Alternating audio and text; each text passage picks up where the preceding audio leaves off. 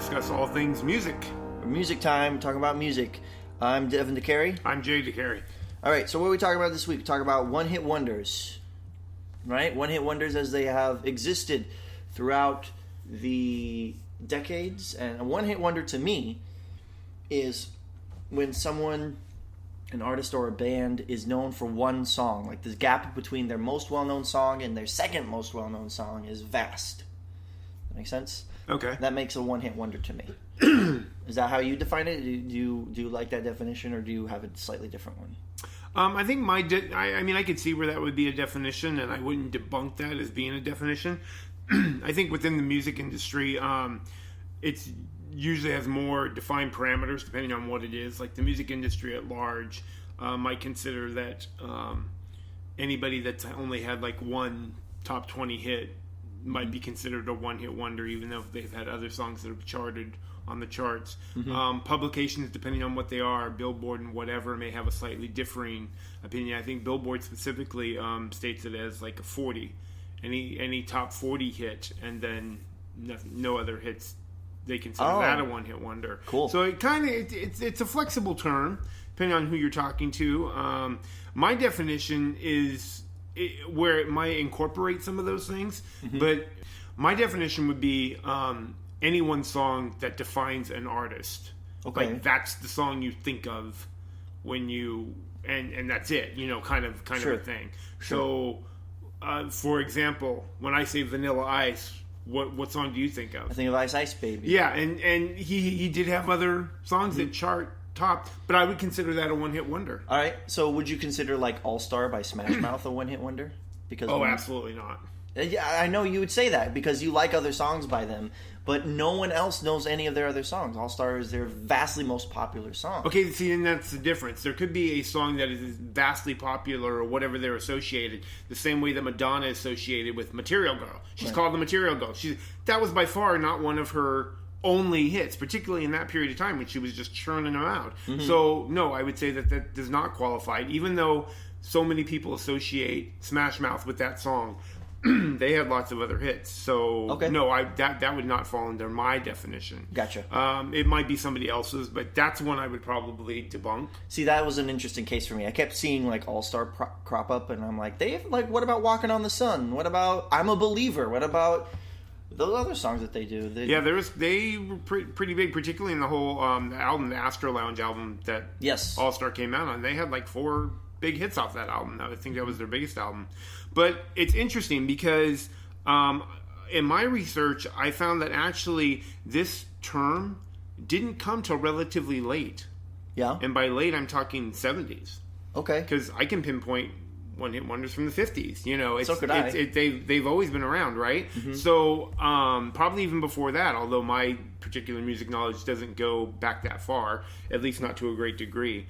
But when I was doing my research, I basically found that the first time that this was used was in an article referring, oddly enough, to a group that became a super group in the 70s and 80s. But it was, I think this is a newspaper, it was the Winnipeg Free Press. And they wrote an article in July 1977 about the song Waterloo by ABBA. Calling that a one-hit wonder. That's so funny. And it was their first big hit, and it kind of catapulted them. But of course, history shows that they were the team to beat for many years after that, just rolling out the hits. So I think it's kind of funny that the first time it was pegged in journalism, at least anyway, or the term it was used in press was referred to them. I think that's kind of funny. ABBA, by the way, is like one of the best pop groups of all time. Don't at me. I mean, seriously. Yeah. We can talk about it a different day, but I just have a huge amount of respect for ABBA and the That'd be a good topic one day. Yeah. But no, I just thought it was funny that song that they just thought, okay, that's the best they're going to come up with. Yeah, before Dancing Queen. That was, by far not their biggest hit, and one that people gravitate towards. Yeah. So again, we're talking about songs that are identified with bands, so I would not consider ABBA a one-hit wonder by any means. No, of course. But yet they're saying at the same point they are associated with Dancing Queen and always will be. Yes. That is kind of the apex of their appeal. And so anyway, so that I guess I'm just trying to make a difference of of somebody I would call a one-hit wonder and somebody I wouldn't. Yeah. And even though that they're defined, even though my definition is that they're defined by a certain song, and that song doesn't necessarily define them, it's just associated with them. Right. You have one-hit wonders in every genre. And I was trying to capture sort of, try to pinpoint, like, maybe some similarities. And I found that one-hit wonders, they tend to capture sort of an intangible side of music. They always have catchy melodies. It's usually just a catchy melody that is built around, right? And they're usually simpler songs that are greater than the sum of their parts. So each cog of the song serves. Usually it's the case that each cog of the song is pure function. It's purely functional to service the melody, whatever that melody is. Yeah, that's true. And that melody carries the song through the whole song in a one-hit wonder. And we've talked about this in previous podcasts about how that can be something that people gravitate to easily because it's not complicated. It is an easy song. It's an easy melody. It's easy to remember the words. It's catchy. All those things that go into making a hit record that in itself is not very complex. Yeah. Because it's true. When I was going through my research and looking at it, almost everyone is like, oh yeah, I like that song. Oh yeah, very rarely was a one-hit wonder, oh, I can't stand that song. There were a couple, but sure. A couple that made me go, wow, did that one even become a one-hit wonder? This guy should be a no-hit wonder. Sure. But anyway, yeah, I found that in most of the lists that I saw compiled, and people had their own ideas about what one-hit wonders were and what the biggest ones of each generation were, and whatnot. It was interesting to see that so many of them were ones that I recognized and liked and thought they were good songs. In fact, in we'll get into this later, some of them, obviously I liked them because it became part of my top 10s. They were some of the best songs that were ever written. So we'll get into that a little bit later. Yeah. But let's talk about, if you want to move on, we had a conversation before the podcast about what time frame you thought had the most one-hit wonders. Yeah, sort of the king of the decade or the time of one-hit wonders where there was the most of them. The most of them. I will tell you, from most of the articles that I wrote, I saw the most song compilations, like number of songs, in the 80s/90s. I think it kind of spilled over a little bit. There was kind of some late 80s, early 90s stuff. And again, upon my research, when I looked at stuff, the longest list by far, by decades, one of the shortest ones was, now we're not through with this decade, but it's the teens of now, and then 2000s, and then it was like 50s and 60s, but like the 70s, 80s, 90s had by far the most one-hit wonders. So let's just list off some one-hit wonders from that era. Like, what about... Starting when? 70s, 80s, or the 80s, 90s... Like, is Never Gonna Give You Up by Rick Astley? Is that like the 80s, right? It's like 80s, right? So that's a one-hit wonder from the 80s. But do you think Rick Astley was a one-hit wonder? He had other songs that were hits. Okay. That one is probably, again, one of the most popular ones. So I don't know that I would consider him a one-hit wonder. See, that's interesting. So he had lots of hits in his time, but nowadays...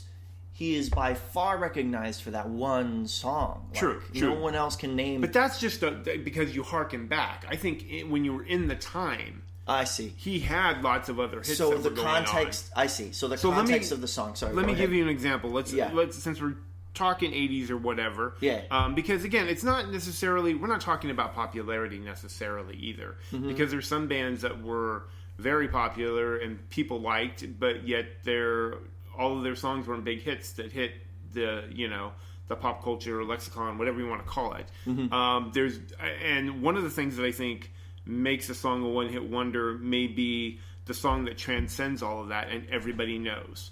So, Whip It by Devo. Obviously not their only song, not their only even hit, so to speak. Sure. But at the end of the day, people that were not Devo fans knew that song. And liked that song. That was a huge hit for them. Sure. And so that one, I think, kind of falls in my category of, by most people, general public. Now, not people that were into that kind of music and that were Devo fans, period. I'm talking about in generalities here. Got it. That song was defined who that was. You knew that was Devo and that they sang that song and they were forever linked. Got it. So to me, that kind of makes the case for a one-hit wonder. Okay. Sure. Another one would be Turning Japanese by the Vapors. Right. One of my favorites. Yeah. But honestly, me, and again, I haven't researched it, but Sure. I know no other song by them. Yeah. That is the song. Yeah, that's the by song the Vapors. by the Vapors. So that It's is the song. that is clearly a one-hit wonder in that is it. Exactly. So it's amazing, kind of, how there's some gray area there. You're talking about so the 80s and the 90s they had, and Vanilla Ice, right? Ice Ice Baby, we Yes. got that up. That Yes. came around in the same time. Oh, there's tons. What else? I have some here, I'm sure. well, then there's kitschy songs too. I mean, do you remember like the Pac-Man Fever song? Wait, yeah. Yeah. So it's just but was that It was a hit. Yeah, It was a hit in everybody its time. In its time, it was. Big hit, yeah. But I don't even know who sang that song. Yeah. We'll Take On Me by Aha's from that era, too, So as well. would you consider that a one-hit wonder? Yes, I absolutely would. Yeah, I think so too. 99 Luft Balloons. Yes. Is a great one. That came out from that era. There's a bunch of rap one-hit wonders.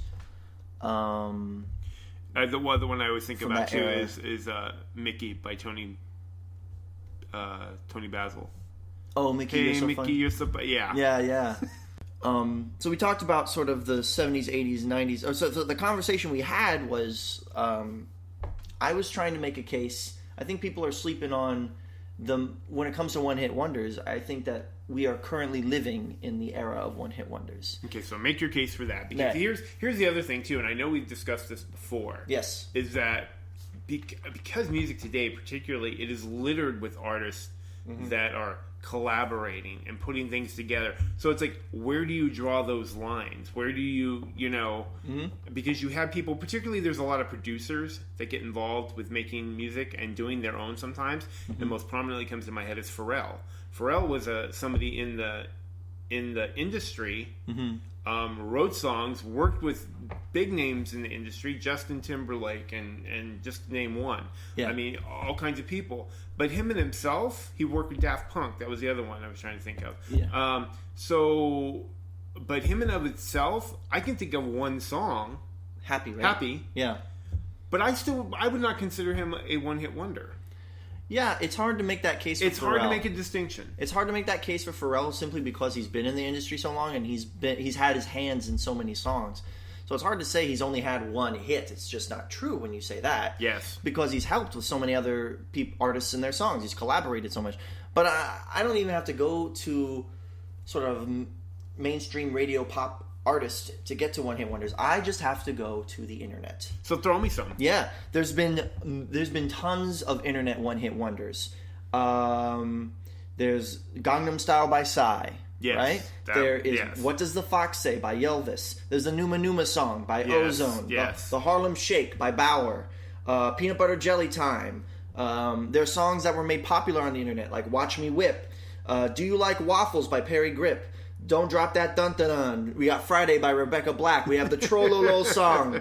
Turn Down for What by DJ Snake. Sandstorm by Darude. So some people would make an argument, though. Yes. And to some degree, I agree with this, but it's really a case-by-case basis. And that is, some people would say if it doesn't even chart, Yeah. it's not up for consideration. Yes. Some people would say that. What do you say to that? I say it doesn't need to chart. I say, well, here's the thing. My definition of a one-hit wonder is their most popular song and their second most popular song, there's a wide gap there.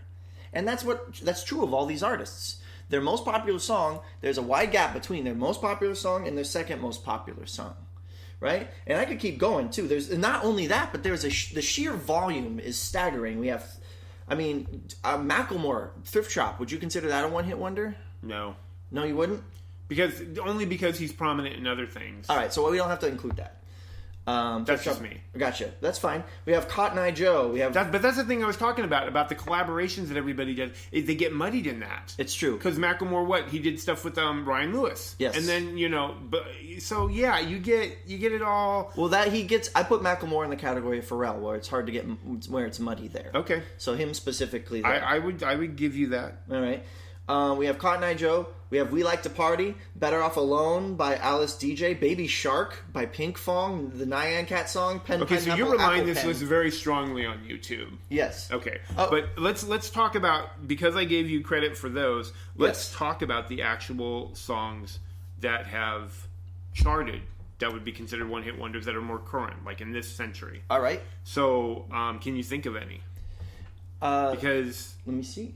I mean, yeah. Well, I've already listed some that have sort of charted. We have "Watch Me Whip."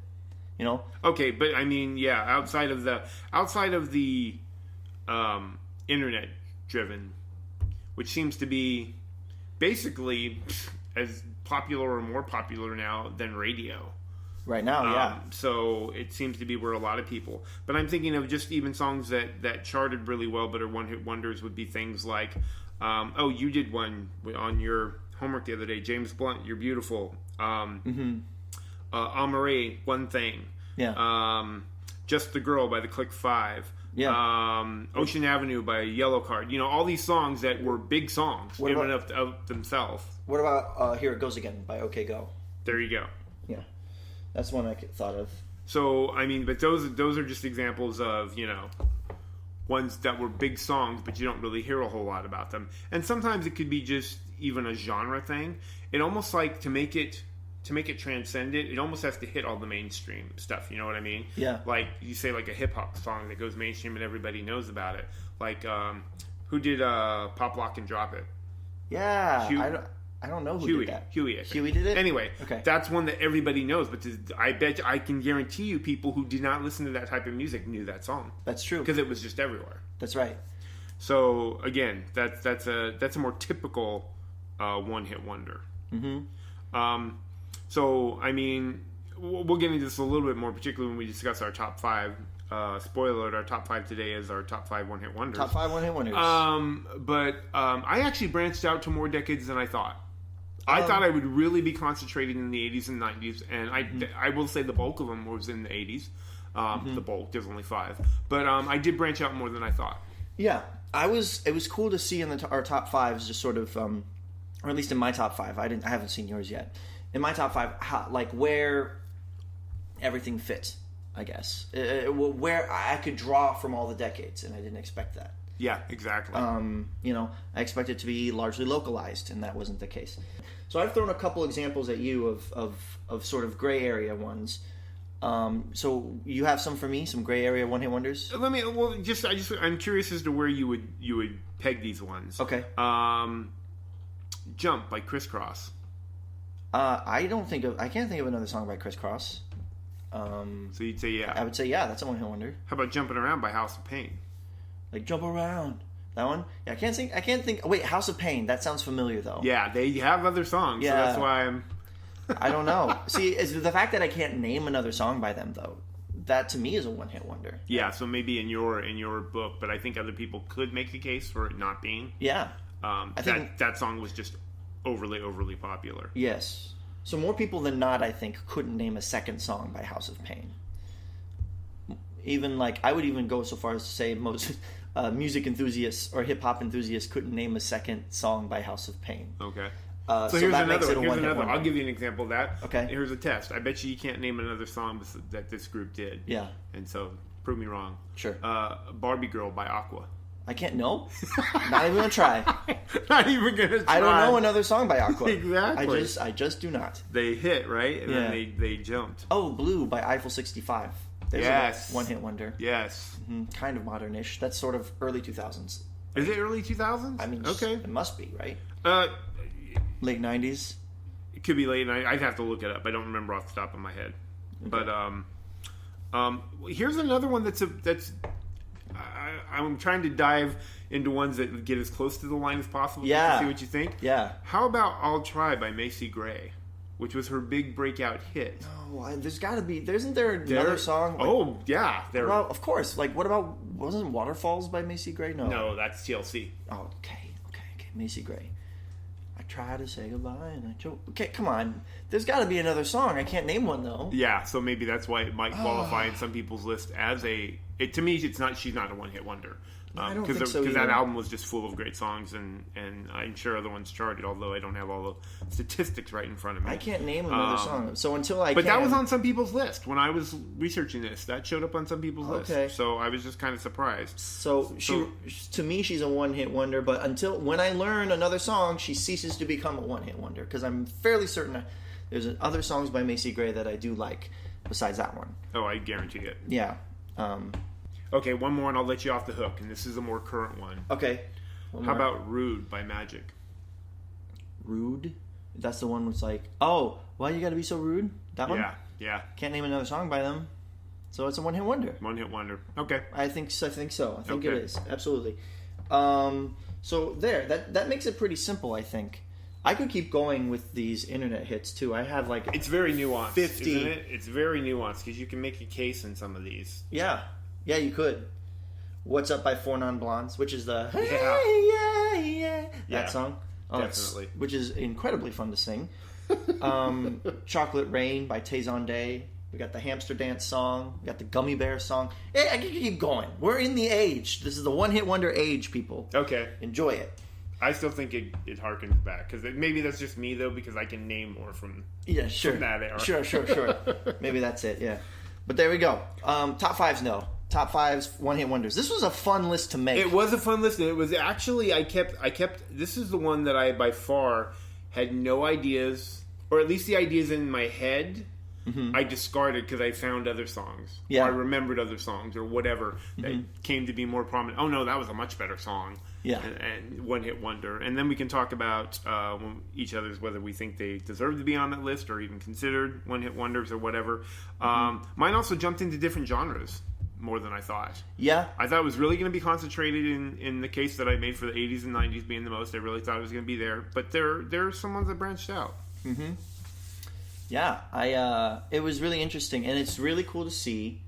The great thing about one-hit wonders, they all have fantastic melodies. This is something I alluded to before. They're all great songs. They're all great songs, and I can't wait to get into sort of the technical bits and bobs of it. But I'm going to throw one out for you, yeah. And it's all the things that you described about it being a simple but catchy, and it particularly is interesting because in most cases of these one-hit wonders, they're new artists, right? Yeah. They aren't really established. There's actually one on my list that was established, but then made a really big hit, and that ended up being their one hit wonder, I guess. Okay. But my first one is from a country artist, actually, "Achy Breaky Heart" by Billy Ray Cyrus. Interesting. See, so that's very interesting. And I'd have to say that particularly in the field of country music, there's probably, I would make a case for there being fewer one-hit wonders in country music than any other genre. Yeah. Because it seems like every country artist, they seem to they tour the hell out of their albums for one. Yeah. So it keeps them prominent. I think they really, the whole wheel that churns in the country music scene is a much more produced and methodic and business-oriented type of music industry as opposed to other genres in the music industry. Because they just seem, well, for one, they're constantly churning out albums. I think country artists pull out more albums, like one a year, whereas in a lot of pop realms, even the big stars, they're releasing, album every 2 or 3 years, or they'll take a break here or there, or they'll make an album for, however long that takes, tour it for a year, take a year or so off, get more material, or go on to other projects or whatever they're doing.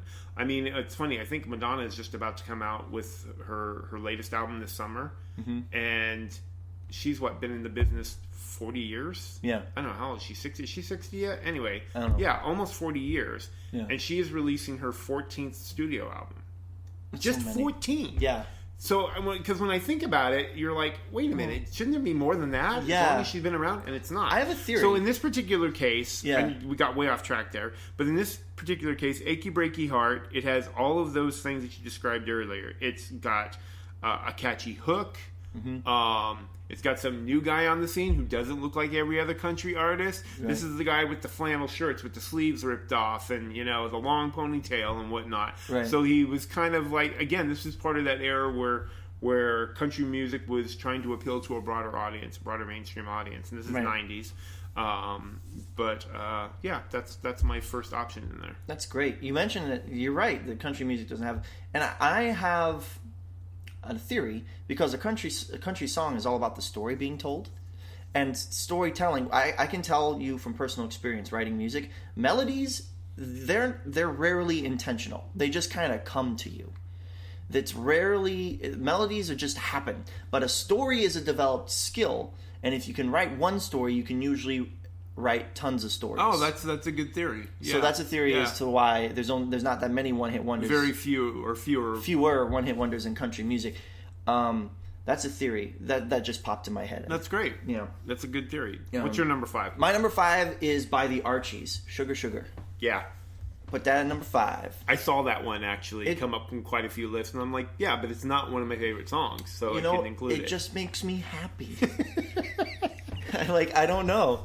It's a happy song. That's all that it is, and I think it's sort of to me it's a one-hit wonder in microcosm. It's quintessential one-hit wonder in my if you want to be a one-hit wonder, you break down Sugar Sugar by the Archies and you put your take on that, right? And that's how you become, from a theoretical standpoint, whatever genre you're in. So yeah, I put that at number 5 just as a solid. It is a good song. Solid pick. Makes me happy. Did not make my top 5. Yeah. But it was definitely one I One considered. of the catchiest and feel-good melodies alone. That's the only reason why it's number 5. It's just I can't think of any other reasons. Merely the melody to me is enough. What about your number 4? Okay, number 4, Return of the Mac. Return of the Mac by Mac Morrison. I put it at number 4 because I love it. I kind of love it. It's a nice little mid-tempo groove, isn't it? Yeah. It has this fun wall of sound approach, which funk music does a lot, where you sort of have all the instruments layered over each other and you can't pick out one over another. It's all kind of mushed together in a good way. It's called a wall of sound. I call it the wall of sound approach. The chorus has a great collection of small, simple musical ideas that have this fun musical kaleidoscope.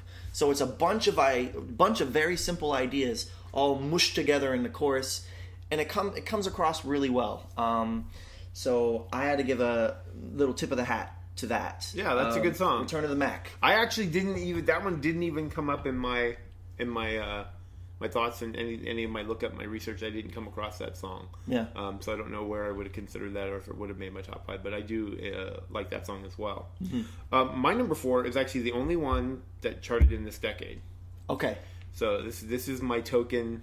Token of my thing.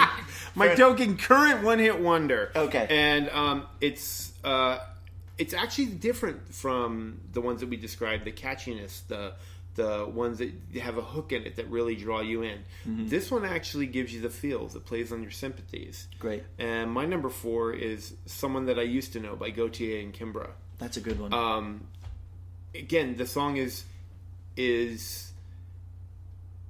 it's soothing and yet heartbreaking, and again gives me all the feels. Yeah. So it's always just been one of my favorite songs. I love singing this song. I love blasting it in the car. So it makes all of those things that I love about music to make it a top 5 pick in this case. Mm-hmm. And again, there's maybe 1 or 2 other songs that I know by Gautier, but this one far outshines it so much that I have to consider it a one-hit wonder and definitely put it as one of my favorites. That's a great favorite. Yeah. There's that could be on my list too. That's an honorable mention, at least for me. Yeah. But what's your number 3? My number 3 is actually the very opposite.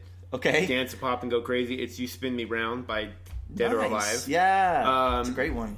I mean, that song doesn't go out of style. Nope. It was a one-hit wonder. Yes, he did have other hits, or they did, the group. And I think something we didn't talk about, but this obviously is talking about music that is part of the pop culture in America. Yeah. Some of the artists that we're discussing, maybe other people don't consider one-hit wonders, but that's because they're in the UK, and maybe they just had one album that was big over here, or there's a lot of Swedish stars I know that did that. I know that Robin made a big splash in America in the late 90s, and she's been making albums ever since, but that's one kind of permeated the American music charts. But so in the same way, this band, some people may not consider a one-hit wonder, but in America at least, that song is so identified with them. They're synonymous with each other. Yeah. And I think that song, regardless, it's one of those songs, one of the rare ones, that if it was released today, it would still be a hit.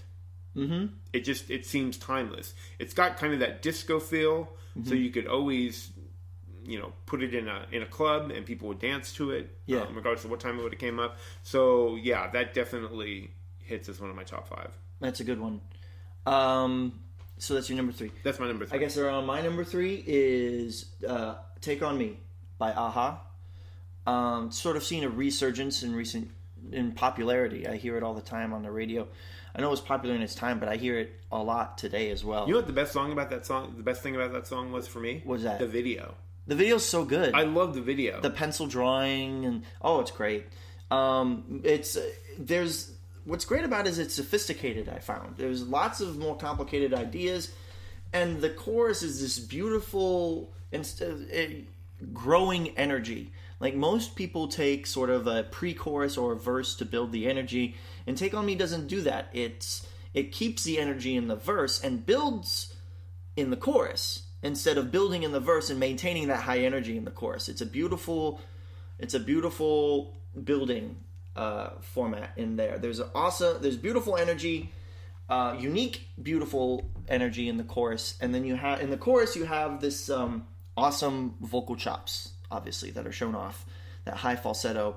It's just very fun to sing, and it's fun to show off that you can sing when you can sing it.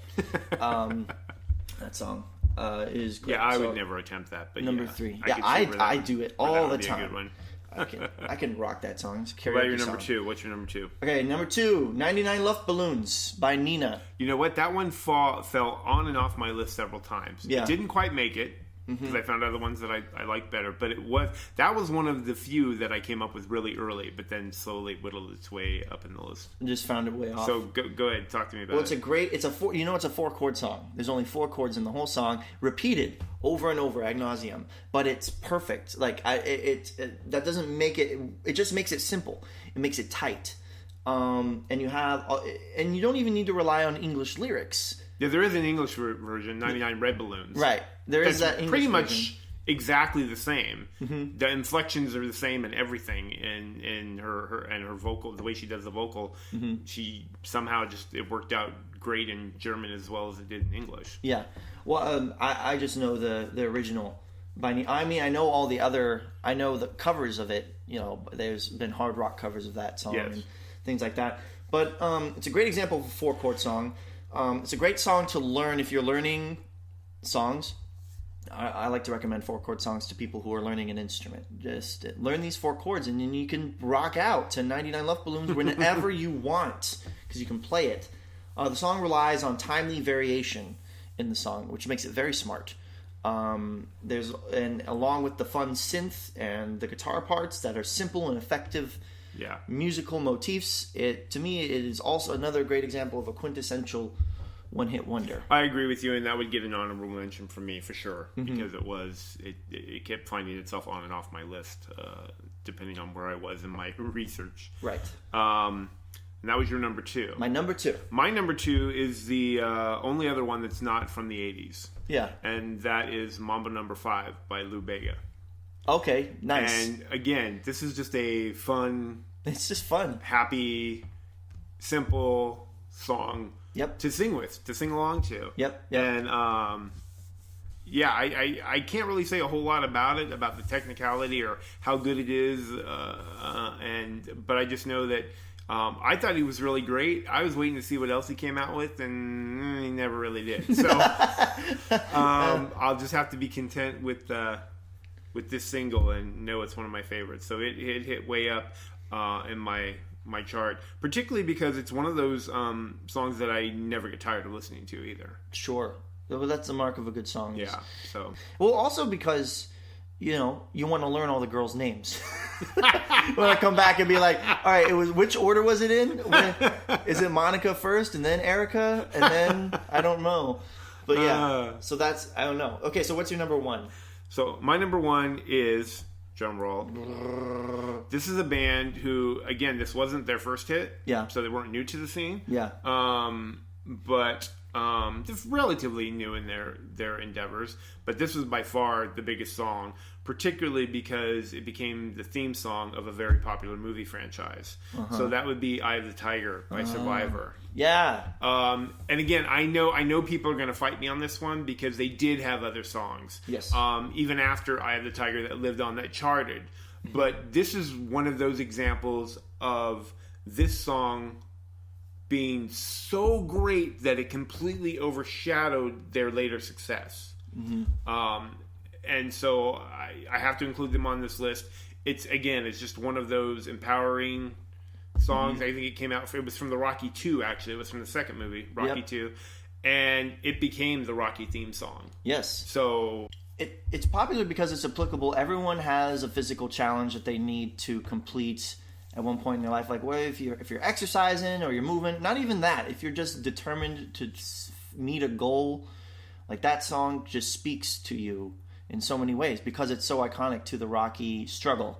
And I was really surprised that they didn't keep building and building on the momentum from "Eye of the Tiger," really, because of the vocalists in that time, and we talked about this before on a previous podcast, about rock bands and the death of rock bands. They were probably one of the ones that I would have pegged at the time that could have rivaled Journey in that build, because he has that kind of vocal ability like Steve Perry. He does have Steve Perry voice. And it just... And maybe it's because we already had a Steve Perry and nobody wanted to hear it. You know what I mean? Yeah, I don't know. So I don't know what that was about, but I remember thinking that these people are going to be as big as Journey, and it just never turned out that way. You're right. He does have a vocal timbre that is very similar to Steve Perry. I never thought about that. But it is just a quintessential '80s song. Oh, absolutely. So that had to top my list because again, one hit wonder '80s is probably where I think the most are from, and that's the one that I think hits the top for me. Well, there you go. All right, and then so that leaves my number one, which is "Video Killed the Radio Star." Yeah, that's a good one. By the Buggles. That's a good one. It's smart in its topic and what it's talking about. I thought it was really smart there. The voice and effects seem to service the overall message of sort of like the inhuman computery music taking over real, authentic musical expression or artistic expression. And it's so smart to have that be the theme of a song. Because you can do so much with it, and they do a lot with it. A lot of poetic, effects and voice throughout. There's fun electronic parts combined with clear and concise piano and guitar. There's a fun synth solo in the middle. I'm a sucker for synth work, synth music.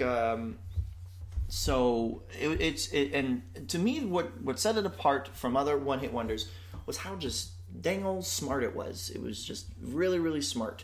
When I was listening to it, I was like, wow, this is sort of a little bit like poetry, a little bit. And not all one-hit wonders, they sort of get a rap for being sort of simple bop your head tunes. And this makes you think.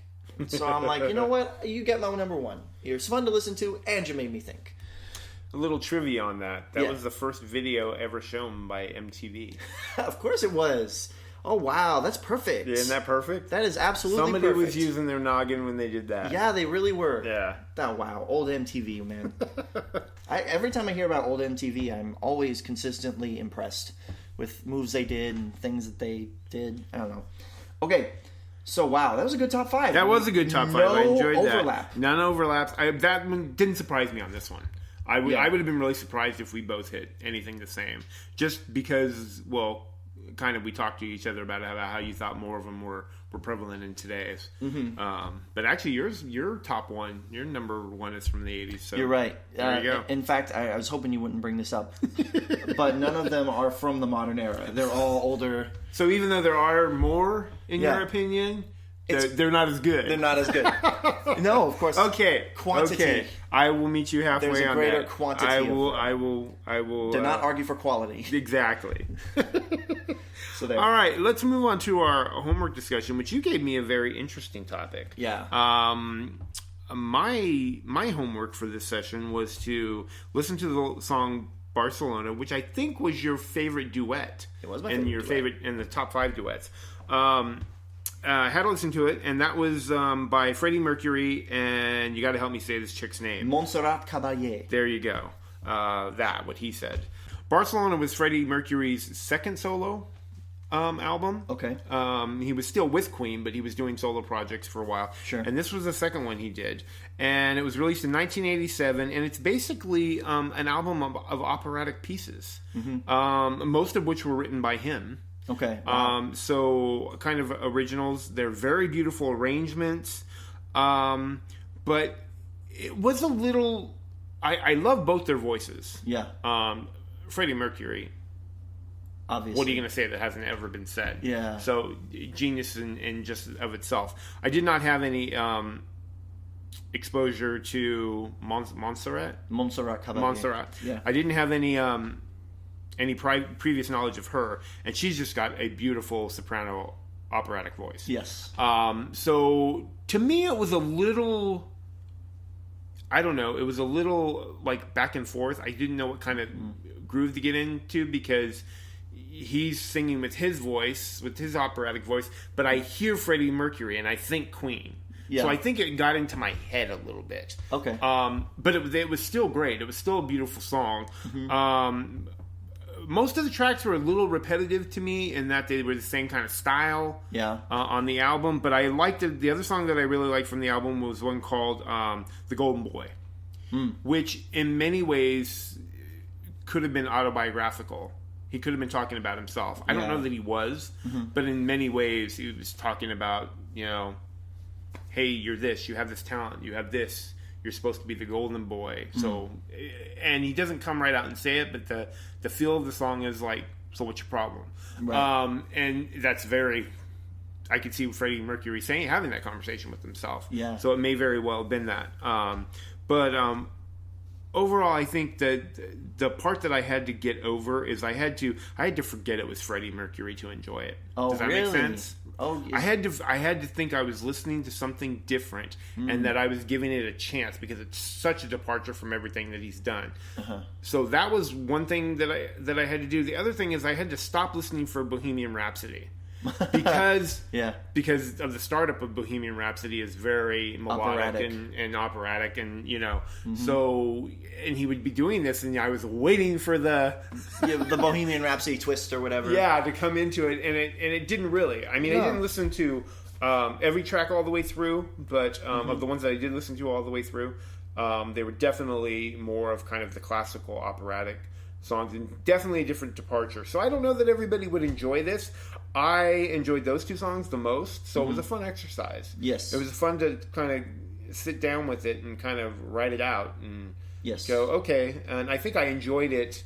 I mean, it's fun to know that it is Freddie Mercury after fact, but I really seriously, like in my head, dumbed it down. Listen to the song for the song. Forget about who's singing it. Yeah, that's fair. So yeah, but it was good. It was fun. Yeah, I guess it's true. Don't go in trying to listen to Queen, I would say. Go in listen. Yeah. Another thing I noticed was if you look up this album, do it on like Spotify or look up the album tracks. Don't look up the videos because the videos alter the tracks in I think some, in my opinion, significant ways. Like in the YouTube video, it starts with Barcelona, and I'm like, you gave it away. That's the climax. And when you listen to the album tracks, he builds up to that Barcelona moment. Okay. And there's more of a back and forth between him. That's why I considered it a duet between Freddie and it's definitely Montserrat. a duet. Yeah. There's more of a back and forth. And when I looked it up on Spotify, so I don't know the difference. So if you're looking up that song, make sure it is that version. If it starts with Freddie Mercury singing Barcelona, it's the wrong one. I mean, it's good in its own right. It's fine. It still has all the pieces, but if you rearrange it in a better way, which they have in the version I heard on Spotify, it blew my mind. So I'm glad you got something out of it. Okay, let's talk about Yesterday. Yesterday, that was my homework. And we're talking about the song Yesterday by the Beatles. By the Beatles. Written by Paul McCartney. Mm-hmm. And you told me to find the best cover. What? Yeah, just research the covers. And Yesterday. What's the worst? What's the best? And yes. What's something that would make Paul proud? Yes. Okay. So the goal of a cover, I tried to come up with this. You have, in my opinion, you need to maintain the spirit of the song. All right. So the spirit of the song needs to be maintained, and you need to make it your own take. You can't just copy what Paul did, right? Do an impression of Paul or whatever, or even like with Paul's guitar, etc. So those two things. So you get docked points if you don't maintain the spirit of the song, and you get docked points if you don't do anything interesting with it that makes it your own. That being said, so many people have covered this song. A lot of people like the Marvin Gaye version of Yesterday. Marvin Gaye does a cover of Yesterday. I love Marvin Gaye, but I did not like this cover. I'd agree with you. That's not one of my favorites. Yeah, some people really love it, though. It's completely different, first of all, the melody. It's one thing to render the melody whatever you want to, but the skeleton of the melody still needs to stay the same. Like, you can run with it and do whatever you want. The skeleton was completely different, and I think some of the chords were changed. The vocal quality is beautiful. It's soulful because of Marvin Gaye. It loses points, though. It changes too much. The skeleton of the song, I want so that's not one of my favorites. Even though a lot of people really love that. The La Lupe, she's a Cuban singer, and she definitely has a style to her. So she tries to sing Yesterday over her Cuban style, but I think this song really benefits from having understated percussion, which is not what you have in Cuban music. You have overstated percussion in Cuban music. I actually like that one. It works a little bit because I feel like she makes it her own. She does make it her own. It is her own, but I don't think it maintains the spirit of the song. Okay. So that's why it sort of lost moments with me. It was interesting hearing Merle Haggard and Willie Nelson do that Yesterday thing. I was listening to it and I'm like, this doesn't sound like them. Like, this doesn't sound like a Merle Haggard, Willie Nelson song. It sounds like... It's not. It's a Paul McCartney. I know it's a Paul McCartney. But here's the thing. You need to make it your own. So that wasn't my favorite. Okay. Either. But the Boyz II Men version is a lovely a cappella version. It's one of my favorites. Mm-hmm. What drew me out of it was some of the barbershop bass effect, like do do do do, and I'm like, that's not really in the spirit of the song. But okay, you're doing barbershop, I get you, and that's part of the style. But so that one was not one of my favorites. Still I like fine. that one actually. Still fine. Yeah. Elvis does a fine version. He sings it live. His is okay. His is fine. Yeah. The melody rendering is faithful. But it pushes along way too fast. It's just like we're trying to getting through the song, and the piano moves in almost sort of a... That may have something to do with the fact that it is a live version. Yeah. And he's got to fit in his repertoire somewhere. Could be. So. Could be that. Yeah. My favorites tended to be the more soulful renditions of the song. Those tended to be my favorites. I appreciated Bob Dylan's version for his guitar rendition. It wasn't just that it wasn't him rendering the vocals in a creative way. It was him rendering the guitar work in a creative way. So I appreciated that from Bob Dylan. And I really felt like it was Bob Dylan covering the song. Yes. Compare that to Merle Haggard, Willie Nelson.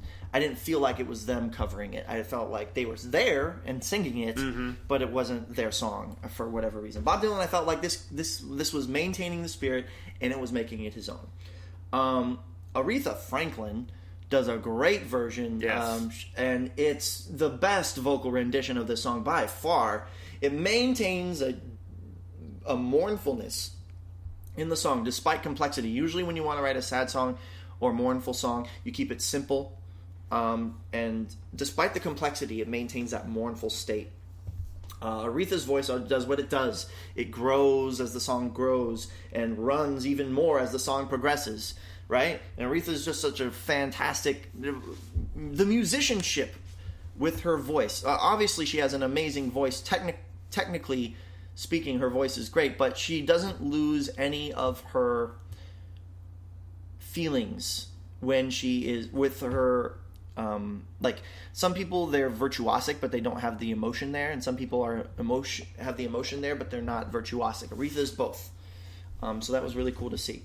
My two favorites, though. There were two standouts that were my favorites, and I go back and forth which one I like better. Okay.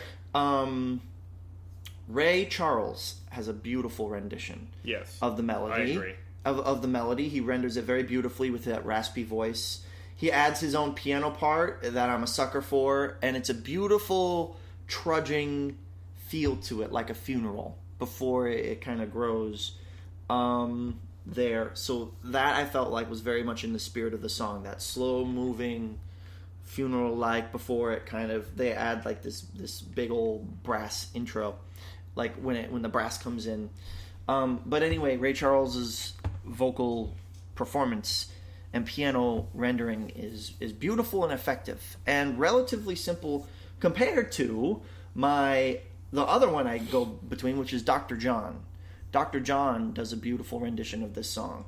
And I think it's the best musical rendition overall. I think all the parts, like, as in, like, not most beautiful. It's the most complex, but it goes the soulful route. Beautiful, pristine piano work. And what I appreciated most, I think, was he adds sort of this hopeful twinge at the end where they repeat a lyric over and over again, adding a sort of optimism to the song that isn't present in the original. It isn't present in any Probably cover. wasn't intended to be there. And wasn't intended to be there, but nevertheless, it's him adding a new artistic dimension to the song, which I thought was really cool. That's cool. And it sort of it maintains the spirit and almost tries to continue the story afterwards. After you sing about yesterday, all of a sudden you're looking until tomorrow. So that was really cool. But that's a great thing that a song can do if it can make you keep thinking about it afterwards. Yes. So those are my two standouts. Ray Charles and Dr. John. Bob Dylan and Aretha Franklin have great versions of it, though. And look up all those other ones, because other people seem to like those, too. But yeah, there we go. What's your favorite cover of yesterday? Tweet us. Tweet us at Beat and Measure Podcast. Yeah, and did we have any top fives that we completely missed? That one-hit wonders that should have been in there. Yep. Or if you have your own definition of what a one-hit wonder is, let us know what that is as well. Yep. So until next time, I do have a homework assignment for you. Okay, what's my homework? Would you like to know what it is? Yes, please. I think we're gonna go back a little bit, and we're gonna have you research some Billie Holiday. Billie Holiday. Very cool. You know who she is, right? I know who she is. I've not done any concerted listening to her. Do some concerted listening. Yeah. Tell me what her best song is. Okay. Come across, favorite songs. Just talk about her. What you think of her. I will. Good, bad, ugly, everything. I will. Billie Holiday. I wrote it down here. What you got for me? Okay, so I know you're pretty familiar with this band, but I want you to be more familiar. Pentatonics. Yes. All right. Okay. I want you to be a little. They, first of all, one of the best pop groups ever, and of the modern age. They're saying that. So don't at me. But yeah. So look up. Oh, we're running out of time. So look up Pentatonics and tell me what you think. All right. General thoughts. All right. Thanks, guys. All right. So long. Bye.